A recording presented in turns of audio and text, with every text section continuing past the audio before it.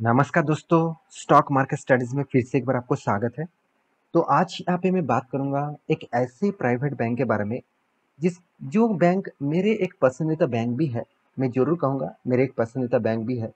हाँ, बैंक छोटा है, अराउंड अराउंड 35 करोड़ के आसपास, मतलब 30,000, सॉरी 35,000 करोड़ के आसपास कंपनी का टोटल मार्केट कैप है। तो आज मैं इस कंपनी के बारे में बात करूंगा क्योंकि कंपनी के ऊपर जो मतलब दम है, कंपनी के ऊपर जो पॉजिटिविटी है, वो आपके सामने डिस्कस करना चाहता हूँ, आपके सामने शेयर करना चाहता हूँ। क्योंकि बहुत सारे लोगों के मन में आ जाता है कि कंपनी छोटा है मतलब खास नहीं है। देखिए, छोटा कंपनी तो बड़ा बनते हैं। आज आप एचडीएफसी बैंक को देखते हैं, जब कोटक बैंक को देखते हैं, तो आपको लग रहा है कि कंपनी कितना बड़ा है। मगर आप पीछे 25 साल पीछे चले जाएंगे तो वो कंपनी कितना छोटा था। 30 साल पीछे चलेंगे तो वो कंपनी कितना छोटा था, सोचिए। तब से आज तक आप इस कंपनी को देखेंगे तो कंपनी कितना बड़ा हो चुका है। तो अभी से आपको पैसे अगर कमाना है, अगर अच्छे कंपनी के ऊपर निवेश करके आपको ज़्यादा पैसा कमाना है, तो आपको ऐसे कुछ mid cap, small cap and थोड़ा सा लार्ज कैप कंपनी अगर आपको मिल जाए और वो फ्यूचर में आपको मल्टी बिगर रिटर्न दे सकते हैं, तो उसके लिए आपको अच्छी कंपनी चूज करना चाहिए और उसके ऊपर रिसर्च करना चाहिए। तो मैं आज बात करूंगा जिस कंपनी के बारे में, जो है मेरे एक पसंदीदा बैंक, वो है ए यू स्मॉल फाइनेंस बैंक। देखिए, स्मॉल फाइनेंस बैंक नाम देखकर ही बहुत सारे लोग घबरा जाते हैं कि चलो कंपनी तो स्मॉल बता दिया, मतलब छोटा बैंक है। देखिए, छोटा सा ही स्टार्ट किया, आज वो छोटा है, फ्यूचर में वो छोटा नहीं रहेंगे। क्योंकि बैंकिंग इंडस्ट्रीज में बहुत ज़्यादा प्रेशर क्रिएट हो जाता है, बहुत ज़्यादा नेगेटिव इशू, पॉजिटिव इशू आ जाता है। देखिए, सिर्फ बैंकिंग में नहीं, हर इंडस्ट्रीज में ऐसे होते ही है, चलते रहते हैं। तो मैं आज इस कंपनी के बारे में बात करूंगा क्योंकि कंपनी से कुछ बड़ी खबर आया है, कंपनी के कुछ पॉजिटिव न्यूज आया है, तो उसके ऊपर बात करूंगा। तो वीडियो को लास्ट तक देखना, और अभी तक आपने इस चैनल को सब्सक्राइब नहीं किया तो देर किस बात की, जाकर फटाफट सब्सक्राइब भी कर सकते हैं इस चैनल को। और हाँ, अभी तक अपने टेलीग्राम को ज्वाइन नहीं किया तो उसको जाकर ज्वाइन भी कर सकते हैं, नीचे लिंक दिया गया है, सारे के सारे डिटेल्स नीचे अवेलेबल है। तो चलो देखते हैं आज के स्टॉक के बारे में।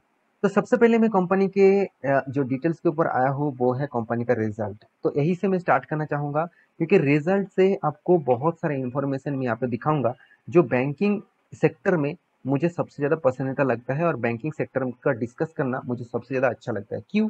आप देखेंगे तो कंपनी का जो टोटल इनकम है, टोटल इनकम कहाँ से आते हैं? बैंक का जो इंटरेस्ट है, जो डिस्काउंट कंपनी देते हैं, और कंपनी जो इन्वेस्टमेंट किया है, जो जो अदर्स फंड्स है, उसको टोटल जोड़कर कंपनी का जो टोटल इनकम है, तो मैं यहाँ पे बात करूँ तो करीबन करीबन 1,97,900, जो पिछले बार कितना था, 1,97,800, पिछले साल में था 1,56,800।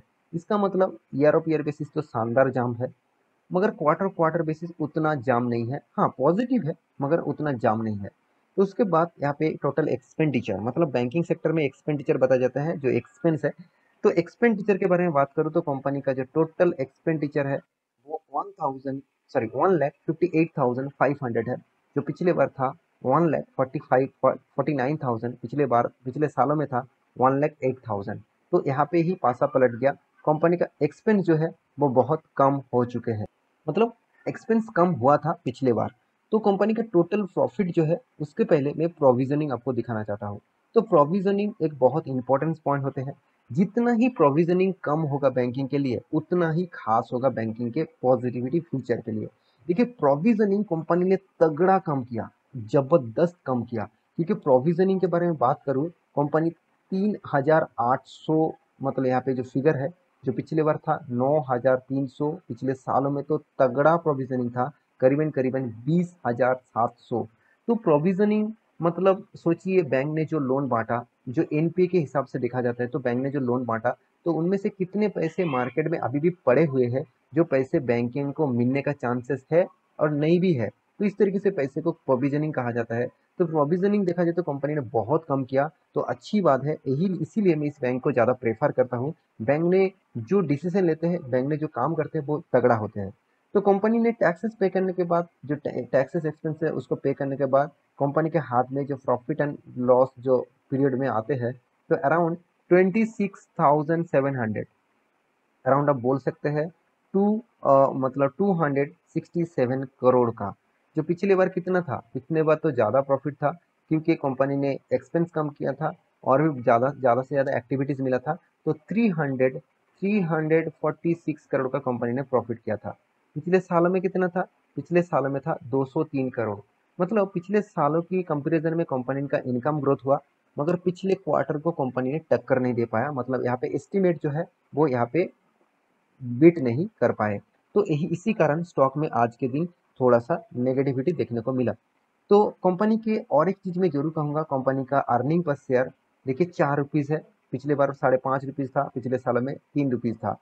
कंपनी के और एक चीज पॉइंट आपको सबसे ज्यादा देखना चाहिए, वो है कंपनी का एनपीए, नेट एनपीए। वो परसेंटेज के हिसाब से आप देख सकते हैं। तो परसेंटेज के हिसाब से आप देखेंगे तो टोटल एनपीए जो है, तो वो यहाँ पे कितना कम किया, वो सबसे ज्यादा इंपॉर्टेंस है। क्योंकि बैंकिंग के लिए एनपीए सबसे बड़ा महत्वपूर्ण होते हैं, क्योंकि एनपीए ज्यादा कम होगा उतना ही कंपनी के लिए खास होगा। तो देखिए एनपीए के परसेंटेज दिखा दूं, करीबन 0.56, जो पिछले बार था 0.50, पिछले सालों में था 2.26। मतलब पिछले सालों में तो बहुत ज्यादा था, मगर पिछले क्वार्टर में कम था। और इस बार कंपनी का थोड़ा सा एनपीए बढ़ चुके हैं। देखिए आपको लग रहा है कि चलो 0.56 और पिछले बार था 0.50, तो फर्क तो सिर्फ 0.06 का है। तो 0.6 भी बहुत हो जाता है। आप आप मतलब एक 500 करोड़ का, चलो मान के चलते हूँ मैं, 50 करोड़ के आप 0.06% के भी हिसाब कर ले तो कितना अमाउंट हो जाता है आप सोचिए। तो इस तरीके से आप सोचेंगे तो आपको ऑब्वियसली कंपनी के बारे में सारा इन्फॉर्मेशन मिल जाएगा।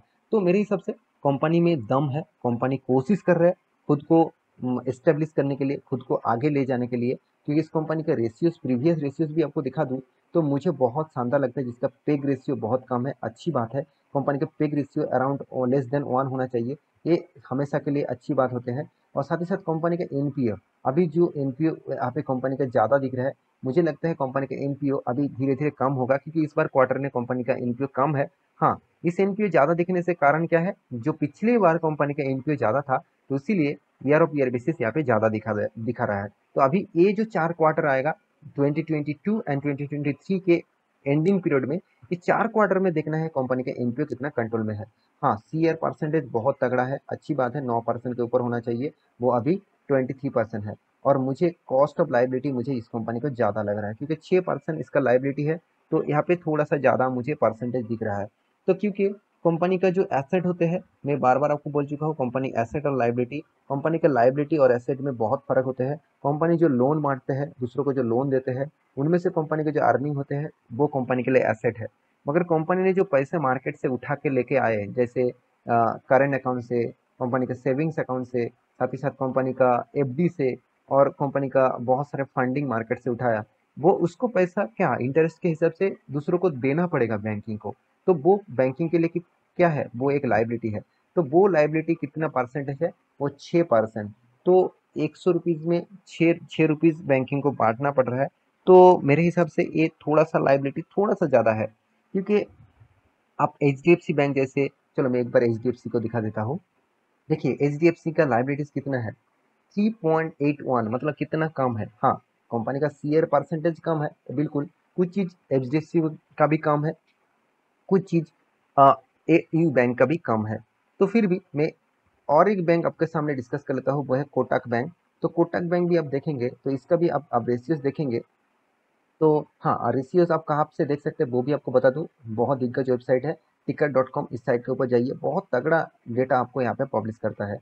मैं दोनों साइट मैं हमेशा प्रेफर करता हूँ, एक scanner.com और दूसरा है मतलब ticket.com। तो यहाँ पे देख सकते हैं, इसका भी आप देखेंगे, कोटक बैंक का देखिए यहाँ पे कितना कम है कॉस्ट ऑफ लाइबिलिटीज, और इसका सीआर परसेंट कितना तगड़ा है। तो मैं जरूर कहूँगा, आप एयू बैंक के ऊपर निवेश करना चाहते हैं तो इस बैंक के ऊपर फोकस रखिए। कंपनी के ऊपर दम तो है, बहुत जबरदस्त दम है, क्योंकि इसका जो टोटली मतलब कॉस्ट ऑफ सॉरी, जो डेप्थ ऑफ इक्विटी है वो मुझे एक लेवल में दिख रहा है।